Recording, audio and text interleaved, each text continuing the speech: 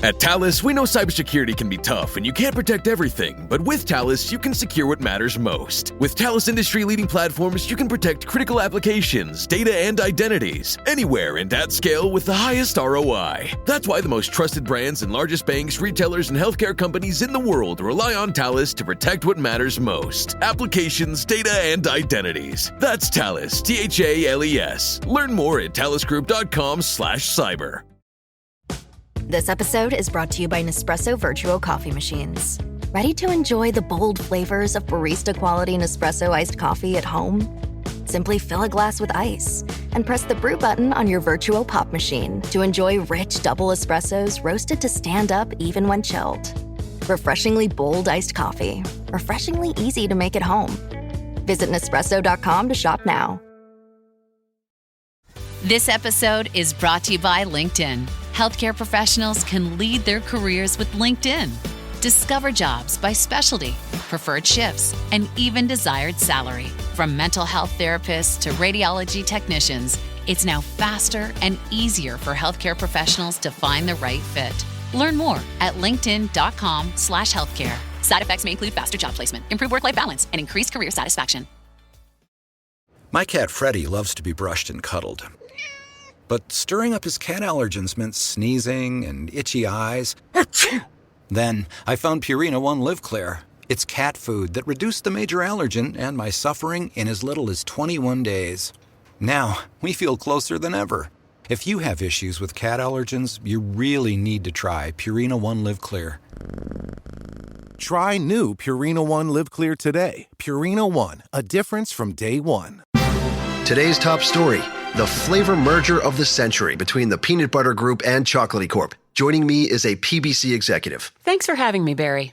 Now, how did you know the merger and the byproduct of it, Jif peanut butter and chocolate flavored spread, would be a success? You know, it was a gut feeling, a rumbling, if you will. Besides, they're two titans of taste. Very true. Goes great with pretzels. And pancakes. Apples too, I bet. Try Jif PBC today. Hey, thanks for listening to Reversing Climate Change. I'm your host, Ross Kenyon. Before we get going, I'd love to tell you a little bit about our sponsors. They make the show possible. I would love it if you could listen for just a minute while I tell you about Philip Lee, LLP, and Arbonics. If you work in carbon removal, you very well may have come across Philip Lee, LLP's work. I originally saw Philip Lee give a presentation about some of the common provisions within offtake agreements, and I was impressed by the quality of their scholarship and their work. And I'm happy that we were able to stay in touch and finally do this together. I think the law is an underrepresented part of what happens within carbon removal. We assume it's the background. We assume it's the mechanics. It actually takes a very smart and creative person to be a good lawyer. I think if you've ever had a bad lawyer, you know that there's quite a big difference between a good and a bad lawyer. And what's good about Philip Lee, beyond the good experience that I've had personally, is that they're also just the largest legal team dedicated to the financing and development of carbon projects globally. They actually were awarded Environmental Finance's VCM Law Firm of the Year for each of the last 2 previous years. And they have offices in the US, Europe, and the UK. If you have business law needs around nature-based carbon projects or engineered ones, if you're working with sustainable aviation fuels and the integration with CORSIA, anything to do with the VCM generally, Article 6 of the Paris Agreement, the CRCF that's coming out of the EU now, get in touch with Philip Lee. If you're working in this space, you really do need a good eye to the law. These projects need legal care. There's a lot of structuring that takes place. It's really not turnkey at this point still. And there's a lot more innovation and creativity that's going to be needed to make sure that the legal infrastructure that supports carbon removal is there. So, link is in the show notes. Go check out Philip Lee. Our other sponsors are Arbonics. Arbonics is great. They've been on the podcast before. I did a show with Lizette Louique, which I'll link to in the show notes too if you want to go listen to that show I did with Lizette. Arbonics is working on forestry in the Baltic states of Europe. Europe used to be much more heavily forested. The great majority of forestry projects take place in the global south, which is generally a good thing, but we also do need forestry to take place in the EU and in Europe as well.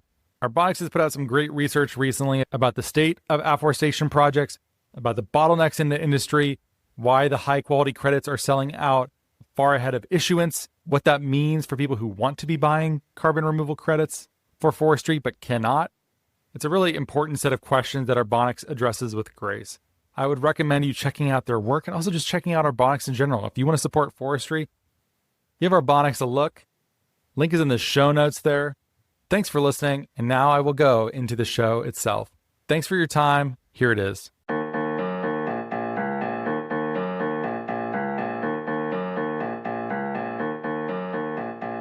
Hey out there, thank you for listening to Reversing Climate Change. My name is Ross Kenyon. I'm the host of the podcast. I'm a carbon removal entrepreneur, climate tech entrepreneur.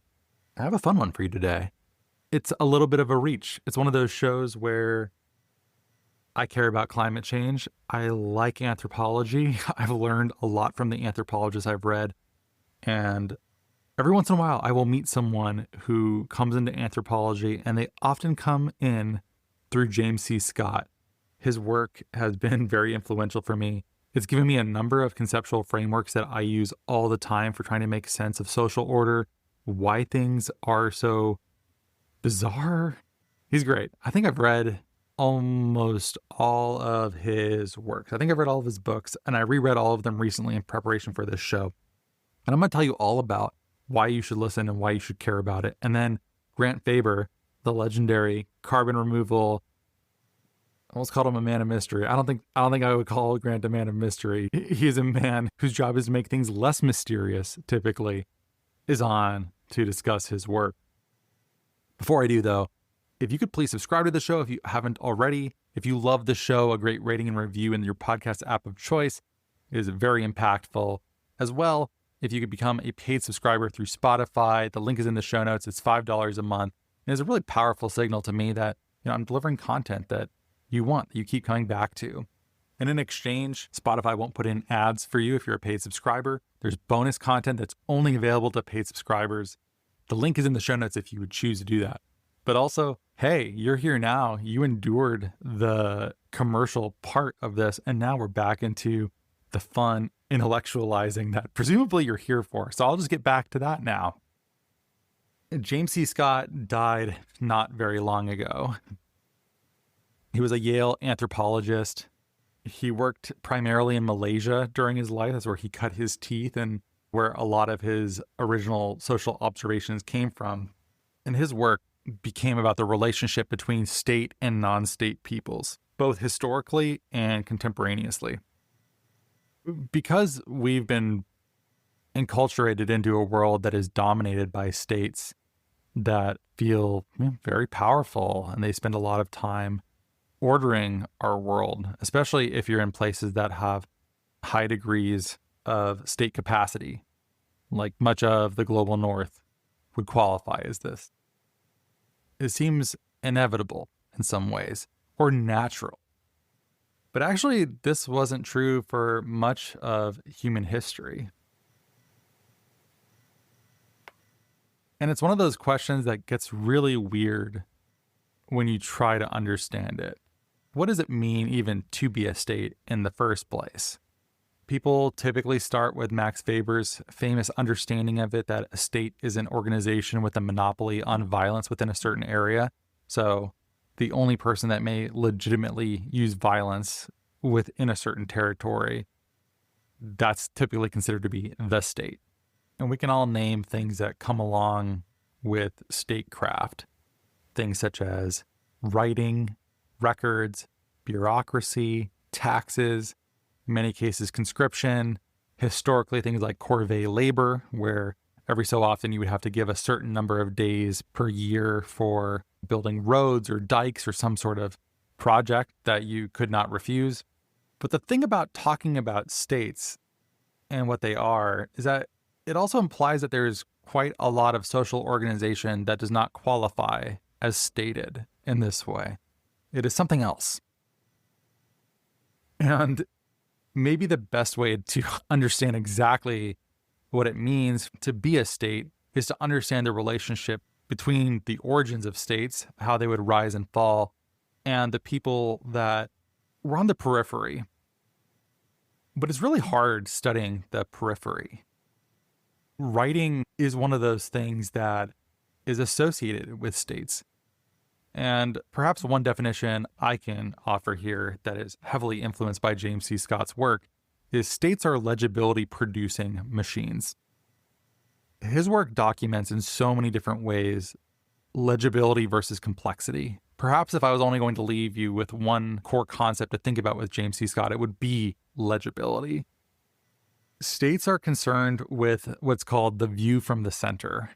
Essentially, if you're the king, it's not a fun job, typically. It's a hard job, especially historically, because everyone's lying to you and manipulating you. And they know if they tell you things that you don't want to hear, they could potentially be putting themselves at great personal risk.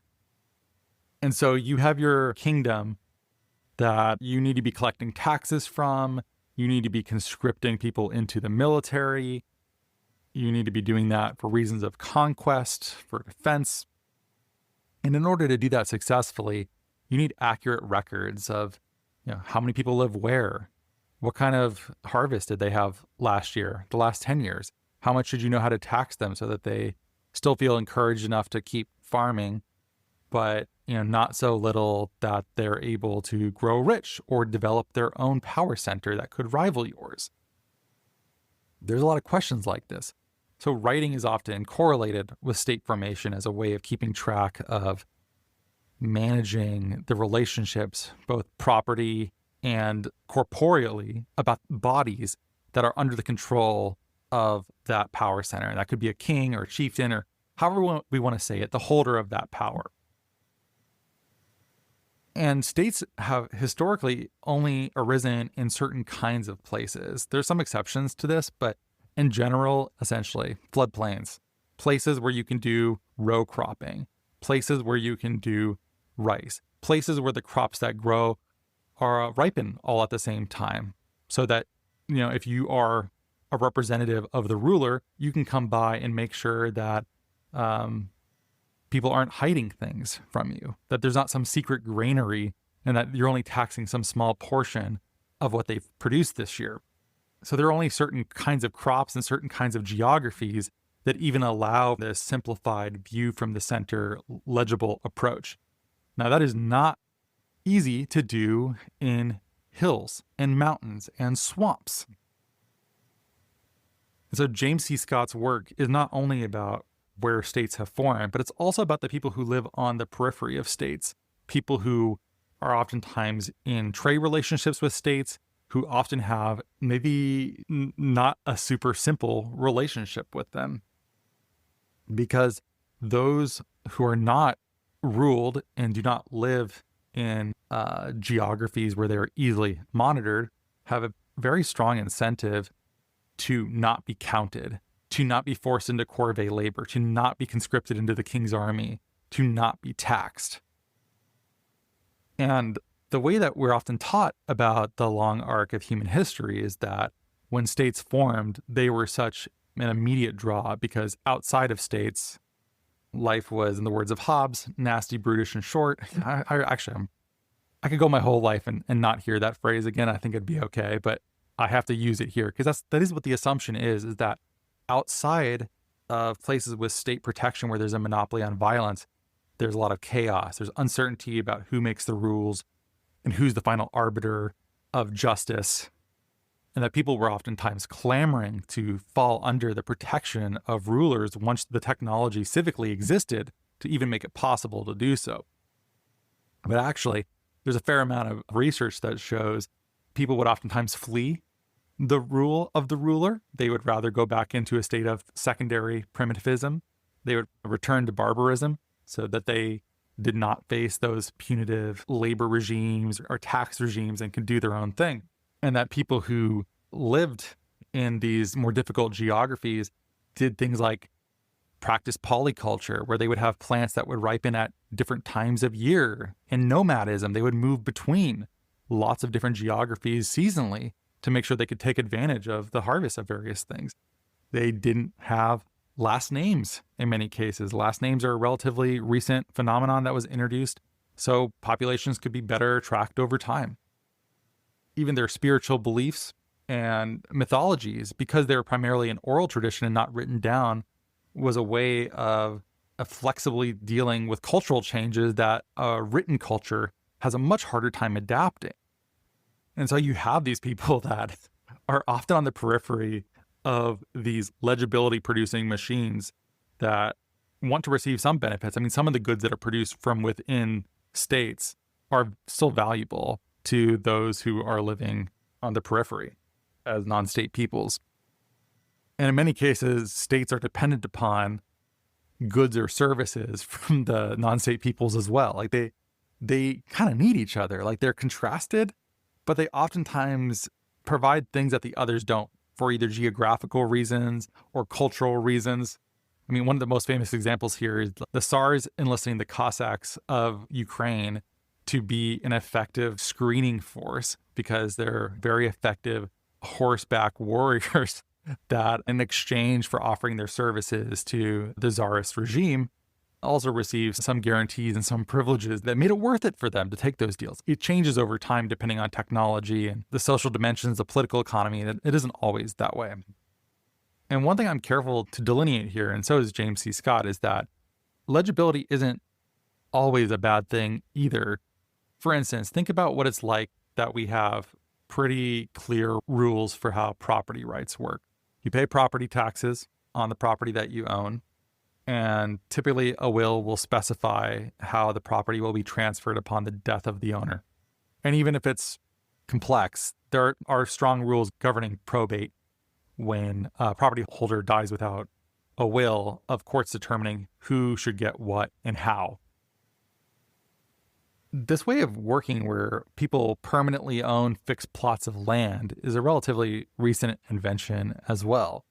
And in many communities of peasants and non-state peoples, it would often be the case that they would rotate who would have access to which bits of property within a patchwork of different property statuses based upon familial needs, the needs of the community. It might be the case that one family had, a kid in the last year and therefore have access to more grazing land, but that will not be the case for someone whose family may be contracted in size during that same time.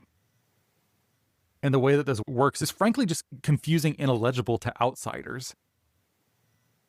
Inside the system that you've grown up in, you might know the likely outcomes of, okay, this is going to shift to this person, this will shift over here, this family, in 3 years, it'll go back over here and whatever. And that might make really intuitive sense to you. But if you're a ruler or a representative of a ruler from the state capital who's out in the countryside trying to figure out who you can tax, it's not legible at all. It just looks intentionally inscrutable. And in some cases, it probably is. I'm sure in some cases, it's done as a way to protect the insularity of their community against outsiders who might be seeking to take advantage of their productivity, their bodies, something else. Once you start seeing legibility, you can kind of see it everywhere. One of the examples of this that is culturally very important right now is gender and how gender makes people feel really uncertain. There's a really strong meme that's there's men and then there's women. Think about how it works with gender and specifically with sexual attraction and gender identity, where for a long time, there was presumed to just be categories of heterosexual, which in fact is not even true. People oftentimes point to the Oscar Wilde case and how we didn't even have a word for homosexual till pretty late in human history, and much activity passed without even a name for it, which in some cases made it less legible and less governable in a way. And as time has gone on, we've created pathways to identity through stable concepts. In any case, though, we're at a point now where I think most people can pretty much understand what it means to be gay. And if you're a man who likes having romantic and or sexual relationships with other men, that's a really well understood, stable category of being gay. But think about how confusing it is and threatening it is to introduce queerness into that, where it isn't even clear what exactly queerness denotes to an outsider. In some cases, it might just mean that everyone is a gender unto themselves. Everyone is truly unique. Everyone is their own person. And this can mean different things to different people. That, as a concept, is likely the closest definition to the truth of what it means to have gender at all. But it doesn't give most people a really easy foothold onto how to treat people, how to understand people, how to make sense of the social order of where these people are, what they're doing, who they're relating to, and why. And you might just say, well, that's none of their damn business.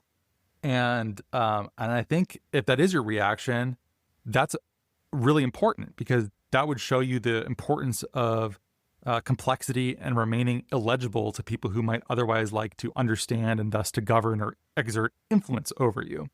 If you heard what I just said and it made you feel tense or like, I wish these people would just choose something stable so I knew what to do with them and how to understand them, then you very much understand the desire for legibility. Because there is something that's very comforting about stable identities, even though in many cases they are simplifications, by which I mean they're lies. They are useful.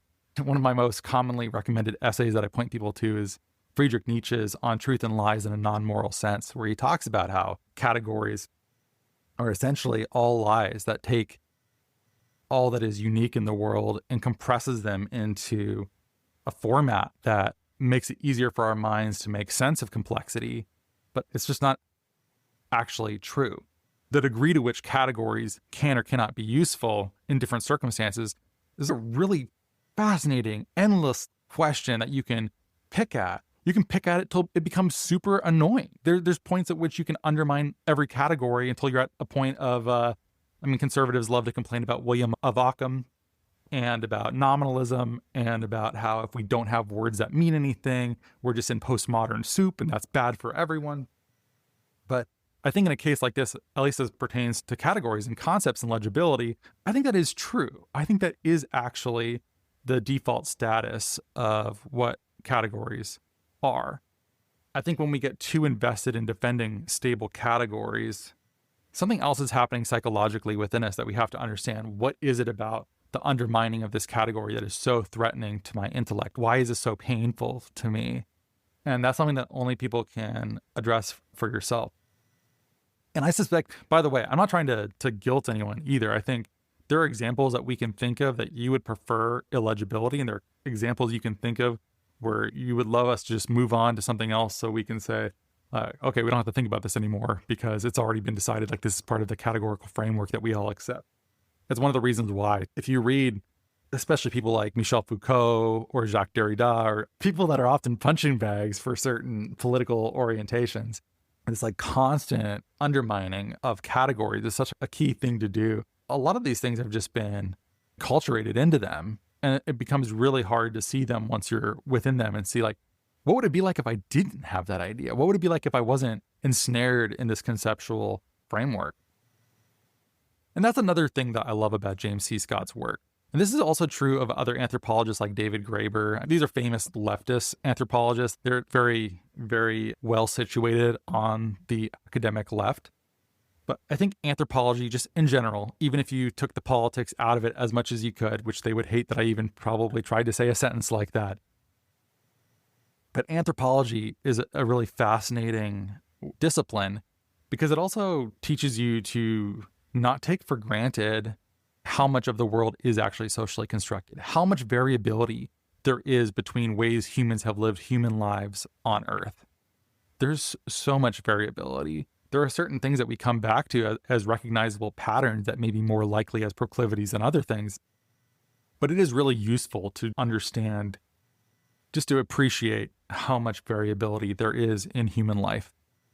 There's another very famous essay. I did a show with Holly Jean Buck on it back in the day. I'll put a link into it. Weirdly enough, it became one of the more popular shows. I'm not even sure why. It's about Mark Fisher's ideas about hauntologies.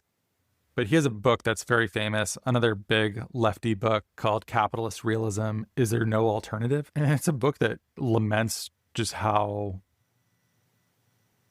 underpowered our imaginations have become, where it's hard for us even to imagine somewhat superficial changes to our world order. And granted, he might want to take that in a political direction you don't like, and that's totally fine, but the insight is still important.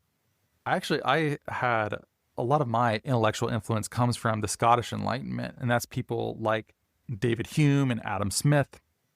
And quite a lot of the Scottish Enlightenment's thinking is just a gog at the world works at all.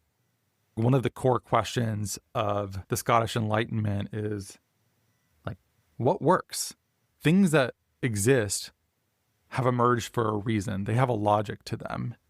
And it would be irresponsible to think that we can rewrite the rules of social order without regard for tradition, because what has emerged to work has a stability to it. And so that core question of what works is really important. Obviously, the rejoinder that you're probably thinking is works for whom? Because in many cases, it does not work equally for everyone.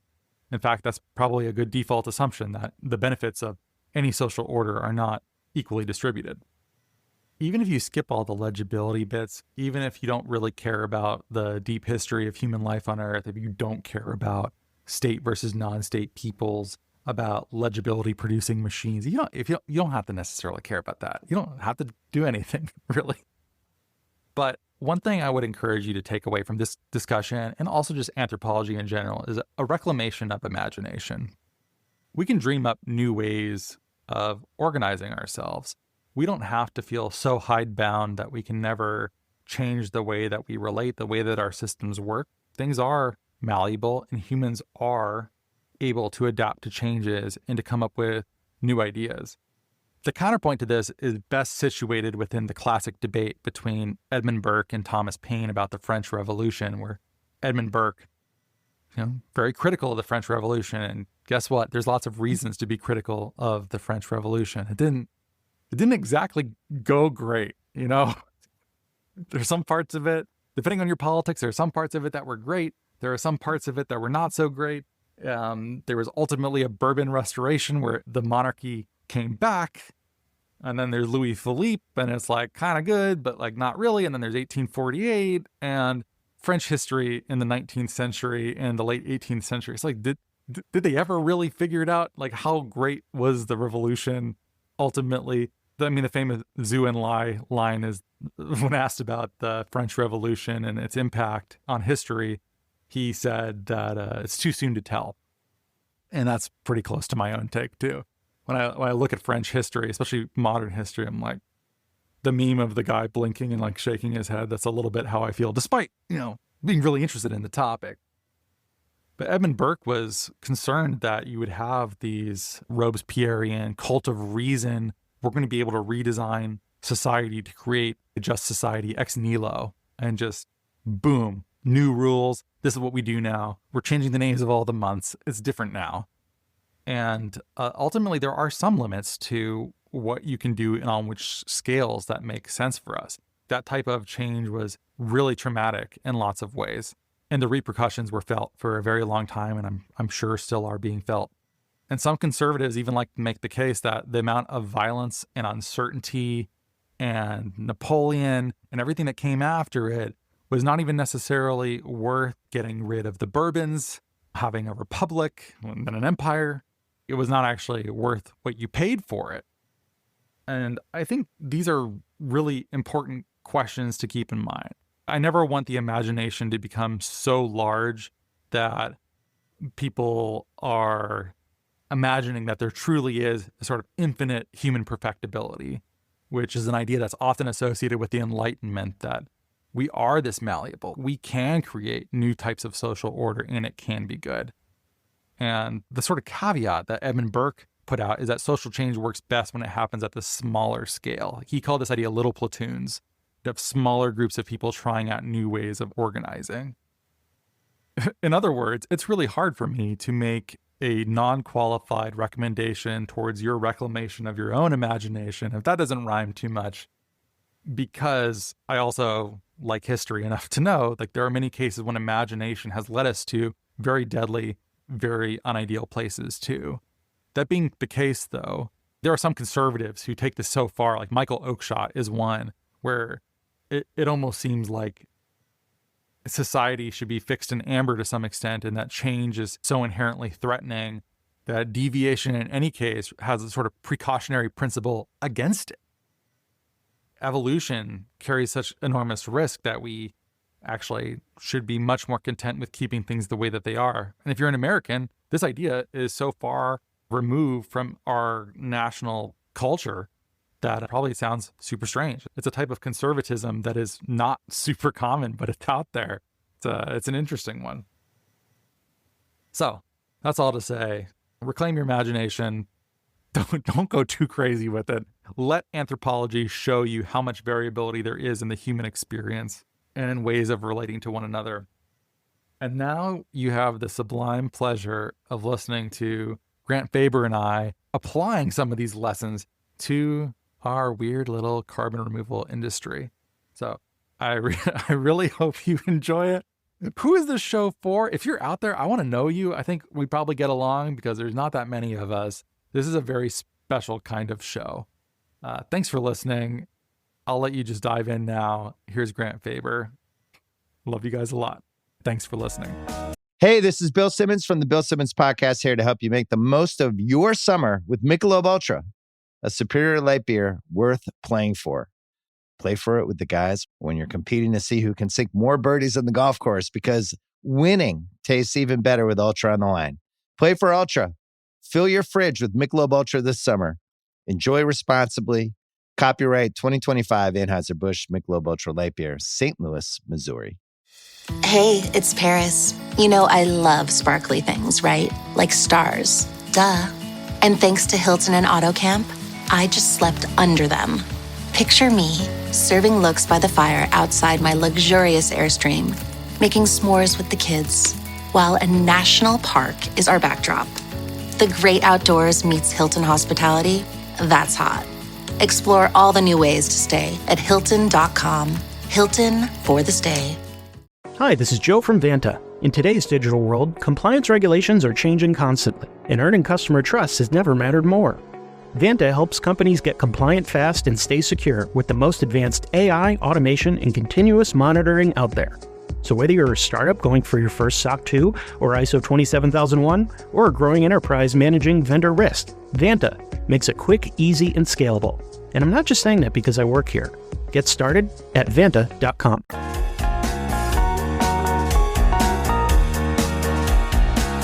One of the themes that we wanted to connect to carbon removal is that of legibility and also just complexity. If you're trying to understand communities that you may not be a part of, it's useful to have language that is accessible to you. Where does legibility play a role within carbon removal? Is this a useful concept for us to understand, especially when we're dealing with a complex, both human and ecological system that we are trying to manage in a way that we would like to be legible, but also is perhaps the most complex thing that we come into contact with ever? What are we meant to do with this information where the benefits from legibility are great, but so are the threats? So my one word answer to all of that is yes. I don't even know. That was a mouthful. I'm very sorry.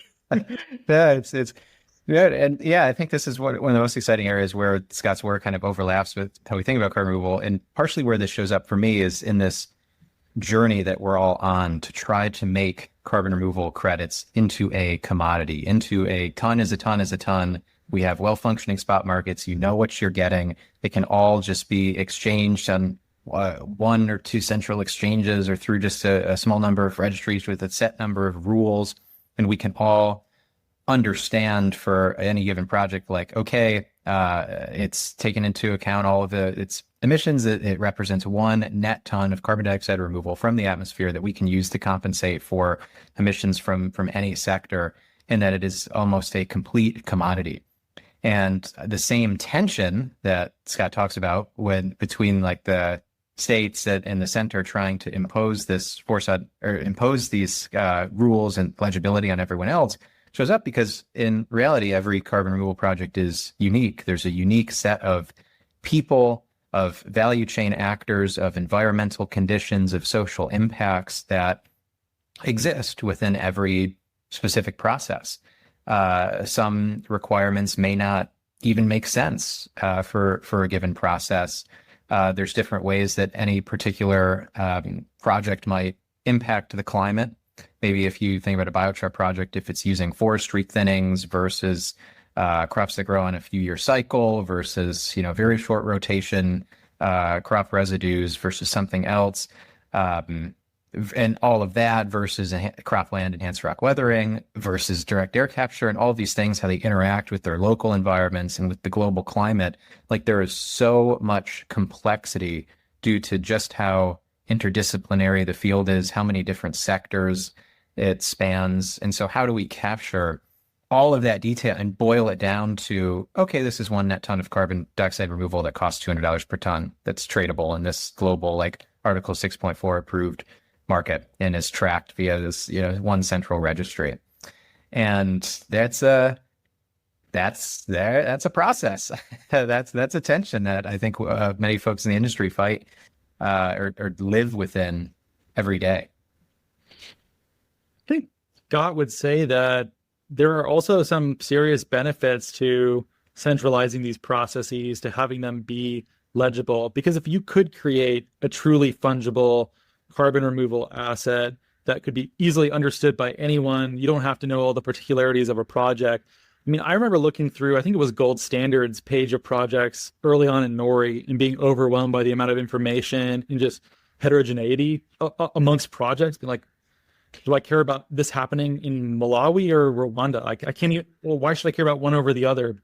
And there are several other material differences all at the same time I need to keep track of. Wouldn't it be nice if it was just all in the same currency, all in the same language that you could just compare against one single number? I think it's a very natural human desire. It can be a really powerful thing when that type of simplicity and legibility can work in the favor of something good. But I think we can all think of examples where the quest for the one magic number have led us astray and have been deceptive. I gave you some examples. I could run us through some of those soup, but if you have any up your sleeve, I'd be curious to know what you think. Yeah, well, to back up a moment, I want to touch on maybe partially what could drive this tension is like this sort of voluntary to compliance shift over time. And what I mean by that is maybe the carbon dioxide removal market today, and especially in the past, to the extent that it's had a more philanthropic flavor to it, maybe there's more concern about the particulars of any given project. Like if you are investing $400 per ton and it's like a pre-purchase 3 years, starting 3 years in the future would be when the credits are delivered. It's very early. Like maybe you want to know more about, well, who are the people involved with this? What was the very particular social engagement strategy? How am I going to ensure this isn't going to backfire on me? Which sustainable development goals does this project meet and like satisfy or support? And that the market for those kinds of credits will look very different from maybe like a compliance market 15 years from now, where there's hundreds of millions of carbon removal tons being transacted and massive corporations just need to buy X number so they can check a box to say, okay, we were compliant, to not have to pay a fee. And like the evolution of that market over time, I think it kind of goes hand in hand with standardization. Like standardization will enable that large scale transaction paradigm, but that to get to that paradigm also like will cause more standardization. So there's like a feedback between these two things. Like as we just try to do larger and larger deals, it's just going to be the case that maybe certain things drop off. There can't be such bespoke analysis that goes into every last single ton that gets removed. Or I guess in some sense we could use maybe advanced MRV technology and things to like try to track almost every ton as best we can in a sort of like low-cost customization type strategy or approach, or like a mass customization approach, where we could have a market where we are trading billions of tons, but each ton is kind of tracked. And you could get information about that particular ton. But yeah, how do we strike the right trade-off there? And this is kind of where the evolution of new protocols, new MRV technologies will determine the answer to that question a little bit. Do you think complexity in carbon credit design is a good thing? Is it good that maybe projects are just heterogeneous and are likely to remain so? Or should we keep trying to simplify them down to price per ton is the most important piece of information about them? So I think it might be the case that complexity is good today, while there's still a lot of uncertainty about what the quote unquote best pathways are, what pathways will be able to achieve the lowest cost, which ones are kind of socially optimal or fit for purpose in different geographies or for different industries or different MRV technologies we have available. And so it might be the case that today it's really good to have a complex, diverse ecosystem of these credits so we can experiment with a lot of different approaches and technologies. But to achieve true scale, it's probably not the case that we can maintain that kind of bespoke nature for every single deal and every single project. So there will need to be a winnowing or like a narrowing or convergence over time of technologies, of standards, so that we can drive large scale deployment. One of the other themes that we were talking about comes from, well, several of his books, but notably Weapons of the Weak, Everyday Forms of Peasant Resistance. I think that's the subtitle. And also it's in The Art of Not Being Governed. It's in a lot of his books about the class relationships between these various entities and how they are attempting to get the other group to do what they want, essentially. We're wondering if there are class relationships within the carbon removal community that are meaningful. With Weapons of the Weak, Scott makes an effort to talk about how subaltern, or people without power, approach power in indirect ways. They're not trying to only have a rebellion and storm the Bastille. They're oftentimes pretty aware that John Brown did not survive. It's common knowledge that it's really hard to do these things. So they're oftentimes trying to subvert the process in ways that allow them to survive and persist. And that's one of the reasons why Scott makes a great point of why in the Brer Rabbit stories within American enslaved person folklore is so popular, because they're trickster figures who essentially lie to power, manipulate, and get their way without necessarily the person in charge being any wiser.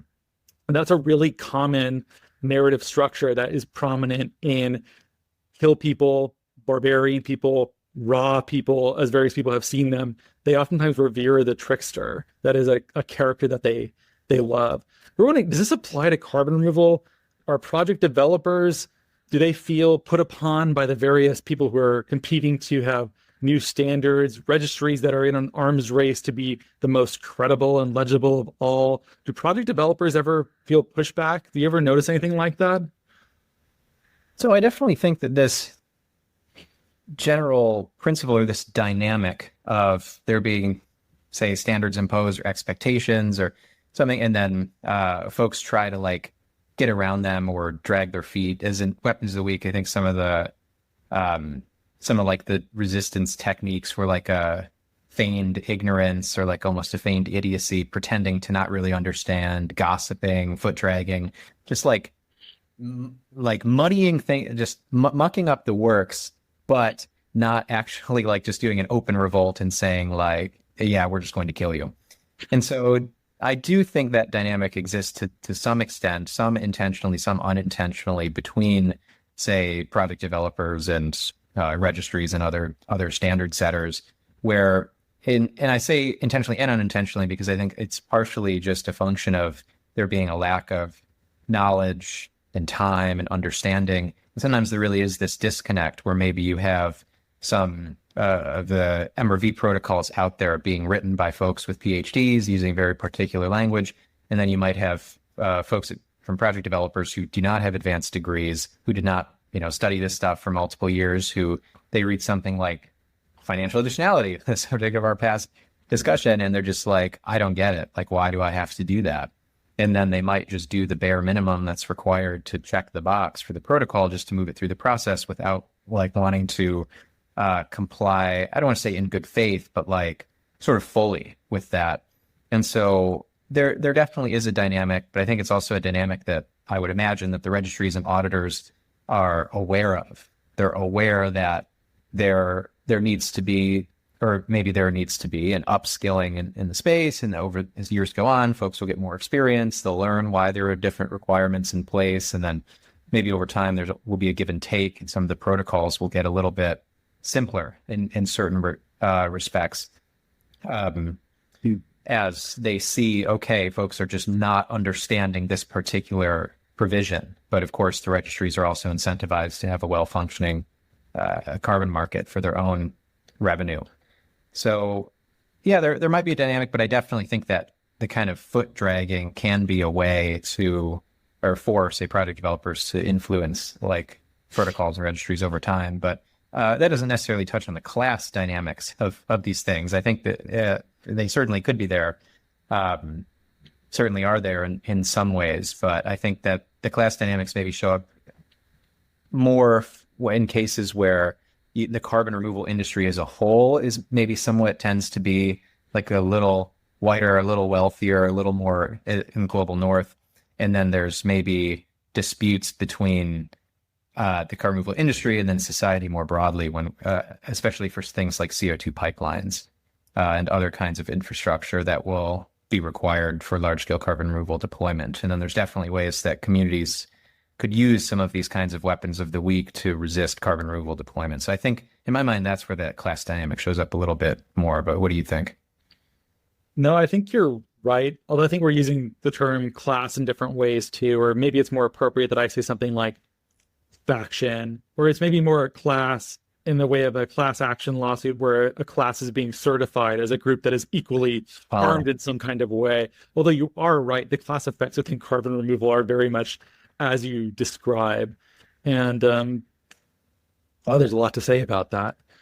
I think the way that I'm using class is recognizing that one's positionality, this is like the most postmodern lingo dense podcast I've done in a while. The positionality here determines how you view various incentives and structures. So if you are a project developer, if your registry is saying that they're going to update their protocols and methodologies every couple months, and that might require, operational changes to your business, you might perceive that as a threat to continuity, to your own legibility, something that could make planning really difficult. A change would come along that could render maybe a sensor obsolete that you would have to replace. That could be very obnoxious to you in the right case. But the registries as a two-sided marketplace or a two-sided business, I suppose you could say, they're also trying to please buyers. And I bet buyers as a class want as much legibility as possible. I don't think they want to look at a dashboard essentially and know exactly what's happening and feel they want all the warm and fuzzies that it's like happening exactly as it's being displayed and be able to trust that, even if it makes life hell for project developers. They still want it. And so you just have these people who are at loggerheads, and there's this negotiative process here where I imagine registries are in a tricky spot. Or maybe you've even seen some of this too, where maybe the thing that's best to do for data visibility and legibility adds so much burden to project developers that you decide, like, is this actually worth it? Because we're going to result in fewer carbon removals produced at all, or this supplier is just going to go over to a rival registry and do something else because this is too much. And there's just like a balancing process here where there's active class tension between these two classes. And I recognize that this might be a stretch of the term, but if we allow it, how would you react to that? I totally agree. There are these tensions, and many folks talk about the conflicts of interest born out of these. You hinted at the race to the bottom dynamic of each registry perhaps having somewhat of an incentive to dilute their standards to get more suppliers locked into their pipelines. And there certainly will be a degree of customer lock-in and reduced buyer power if you view the buyers in this case as suppliers selecting which registry to go with. And that's kind of the fear is, will there be this race to the bottom? And the only counterbalance, or one of the only counterbalances, I'd say there's multiple. One is maybe like a regulatory or government floor that's set. So like, we were trying to do that a little bit at DOE with the carbon removal purchase prize. A big part of that was not necessarily the absolute amount of funding that was being spent, but it was the signaling. And it was also the value from that was going to be saying like, okay, this is what DOE and the US government therefore views as like quality carbon removal. This is kind of like the floor. And then in the EU, you have the CRCF, which is hopefully helping set some of that. And then as we see other compliance markets emerge and eventually the methodologies from the Paris Agreement crediting mechanism, those will help set kind of a floor for standards. And then there's the ICVCM and ICROA that also help do this. So there's somewhat of a floor. But what about the race to the bottom to that floor? And the only real counterbalance to that is buyer expectations. And they're saying, hey, we're paying hundreds of dollars per ton for these supposedly high quality, durable credits. And so we want some assurances. We want risk reduction here because we don't want to pay for what it could essentially be a liability. And so given that, there are all these different actors with all sorts of different incentives here. And how do we manage those? And it's so funny because if you talk to an individual person who works at any one of these entities or classes, they might be a nice person and want the best for the carbon removal industry and say, oh, well, I'm incentivized to do the right thing just because the industry needs it. Trust is the foundation of carbon removal, all this kind of stuff. But then the conflict of interest can still rear its ugly head in the marketplace in terms of which, say, registries or other entities can even survive. Because maybe if you try to have higher standards or something, if that's not what the market wants to see, then maybe you just die as a business, and then you just aren't there anymore to exercise your high quality approach. So hopefully we can all try to avoid this and use like smart institutional design and smart design of different just kinds of decision making along the entire life cycle of carbon removal crediting, so that we can avoid these kinds of unfortunate outcomes. And I don't think it's easy, particularly given some slightly hostile political environments in the United States. By the time I hit my 50s, I'd learned a few things, like how family is precious. Work can always wait. And 99% of people over 50 already have the virus that causes shingles. Not everyone at risk will develop it, but I did. The painful, blistering rash disrupted my life for weeks. Don't learn about your shingles risk the hard way. Talk to your doctor or pharmacist today. Sponsored by GSK. At Blinds.com, it's not just about window treatments. It's about you, your style, your space, your way. Whether you DIY or want the pros to handle it all, you'll have the confidence of knowing it's done right. From free expert design help to our 100% satisfaction guarantee, everything we do is made to fit your life and your windows. Because at Blinds.com, the only thing we treat better than windows is you. Visit Blinds.com now for up to 50% off with minimum purchase plus a professional measure at no cost. Rules and restrictions apply. Class is now in session, and the UPS Store is here to help you ace arriving on campus. Our certified packing experts can pack everything you need, from desktops to decor. Plus, when you pack and ship with us, you get our exclusive pack and ship guarantee. Your items arrive safe or your money back. Restrictions and limitations apply. To get a 20% off packing coupon and for full details, visit the upsstore.com/packing. All this was cracking me up because I was imagining what it would look like if carbon removal were a factory 100 years ago. And the people running the shop, they want Fordism, right? They want the assembly line. They want labor discipline. They want to know that they're always getting the same ton over and over again. And I imagine project developers are, sometimes they're cooperative with that. If it's easy for them to comply, but it's not easy for their rivals to comply, then they're very supportive of it. If there's someone for whom additionality just really messes their business up, they're going to be opposed to additionality. They're probably not going to be wildcat strikers. Maybe there's a little bit of unionization rumblings in the break room sometimes in the back of the warehouse. I hear a lot of project developers complain about various portions of it. Most commonly, financial additionality is the most common thing, but I'm sure there's plenty of grumbles. Do you hear grumbles? Is it the same as me? Is it mostly additionality related? Do you hear lots of other types of grumbles?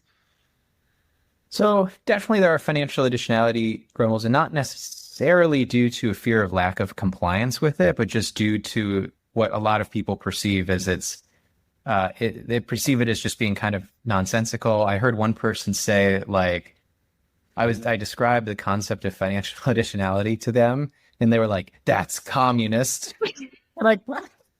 I got such a kick out of that, because in their mind, it was like this person viewed communism as the same as like rewarding less economically efficient processes. And so they just viewed it like oh, that's what financial additionality results in, is actually giving more money to things that aren't as, profitable, which I got a kick out of.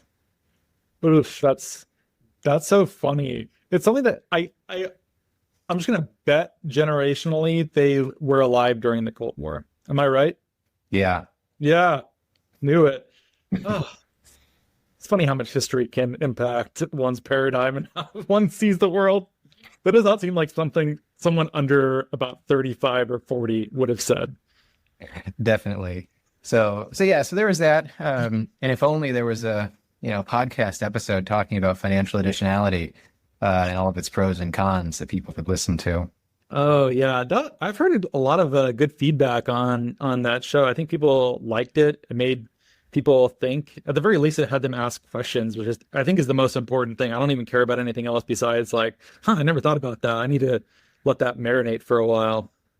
Totally. And that whole conversation has definitely been pushing my thinking further and further from financial additionality.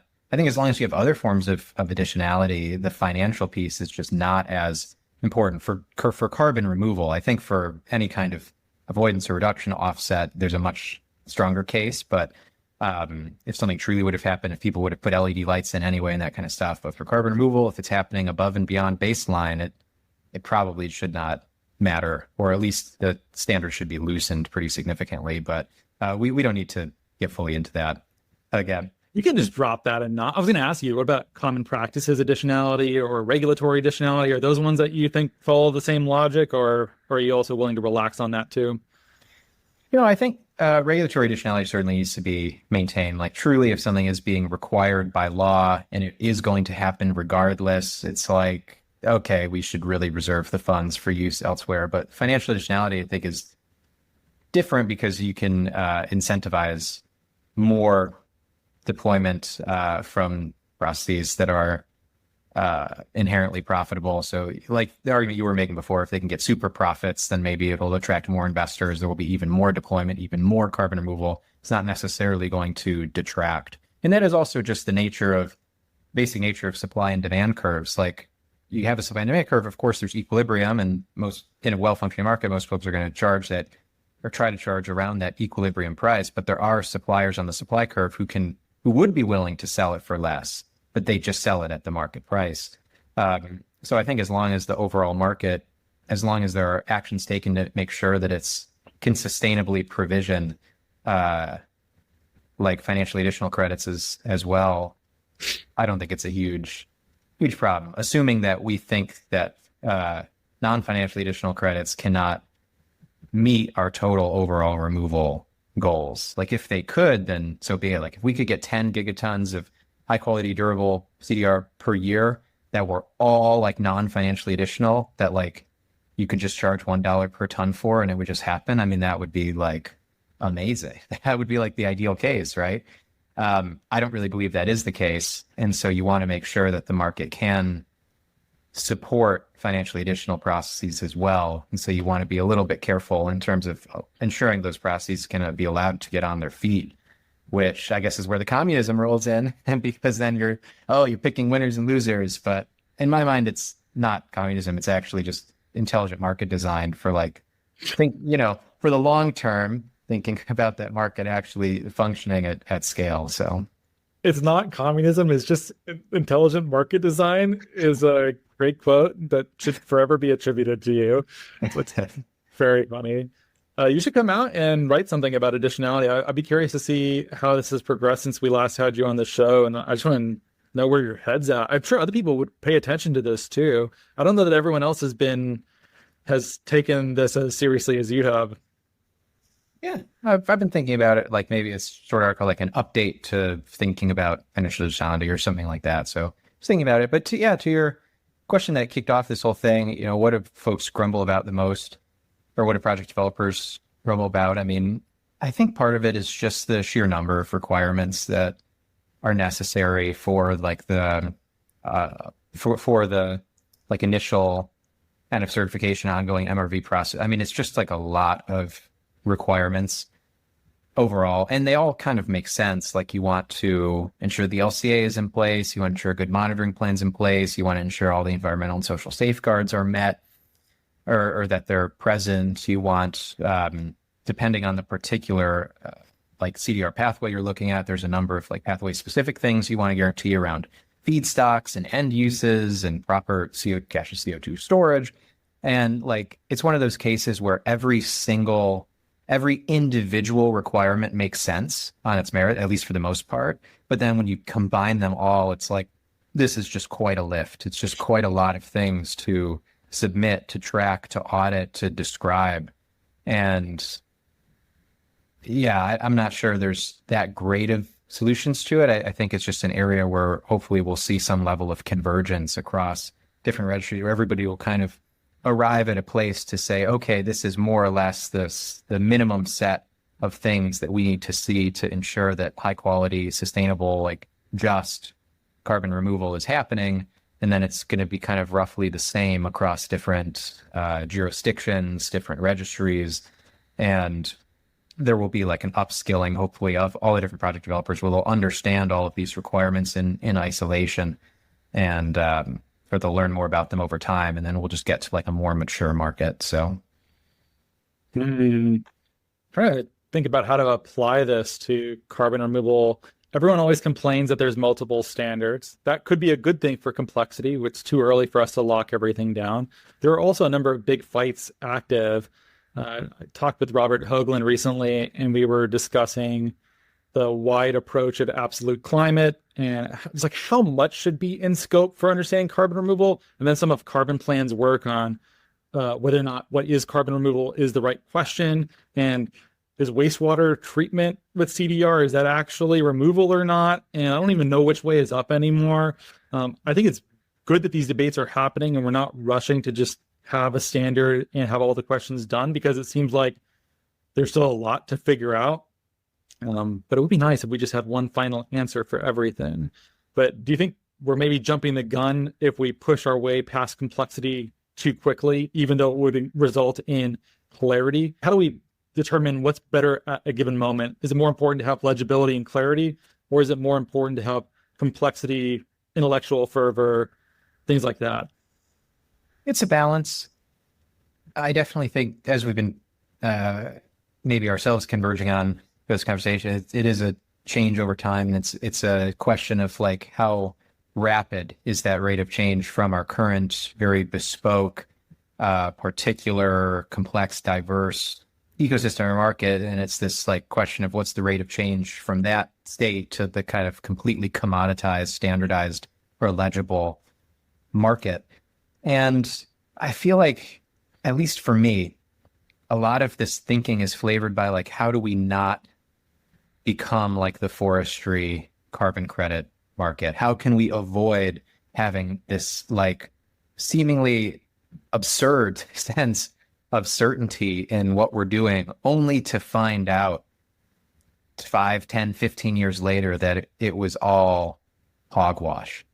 And maybe it's just a personal thing. Maybe it's just because I feel it's the best for the long-term health of the carbon removal ecosystem. But I think it's very prudent to move conservatively there.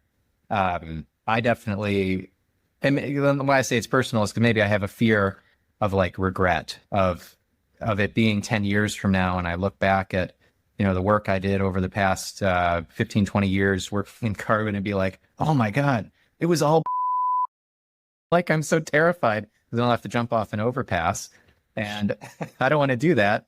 And so it's like, yeah, I think it's prudent to go slowly, to explore all these different things, to make sure we're getting it right.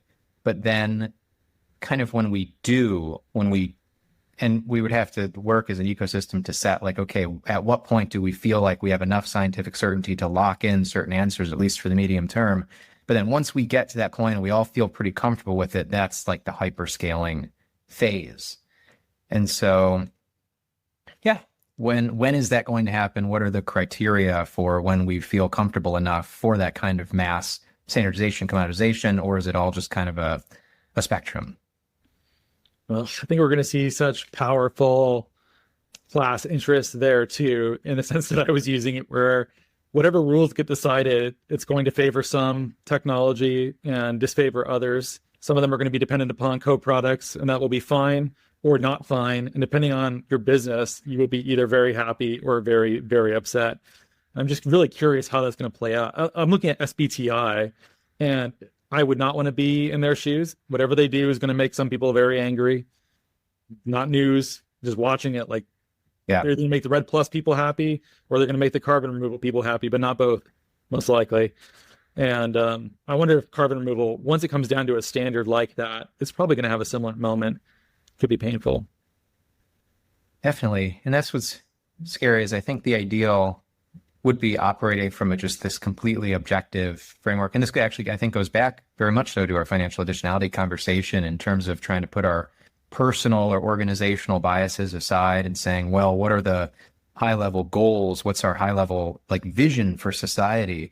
And then engaging in rational debate for, okay, what are the steps for how we get from where we are today to that vision that we hopefully agree on in the most efficient and rational manner possible. And that's kind of like the ideal. And then, of course, the power interests and the biases and all the junk then infects that discourse.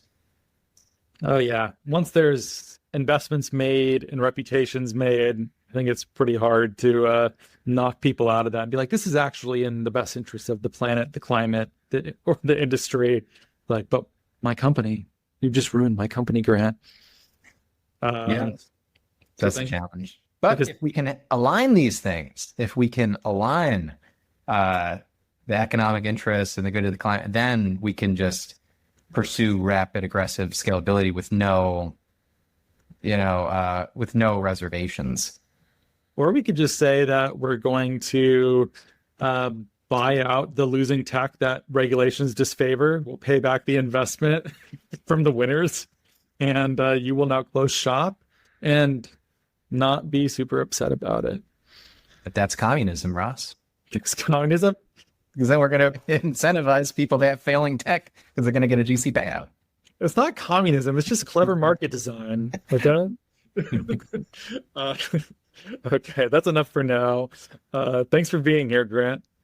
Yeah, thank you so much, Russ, for having me back on and for getting a little out there with the conversation. But I think it was really interesting. I think there are more connections than one might think at first glance. I agree.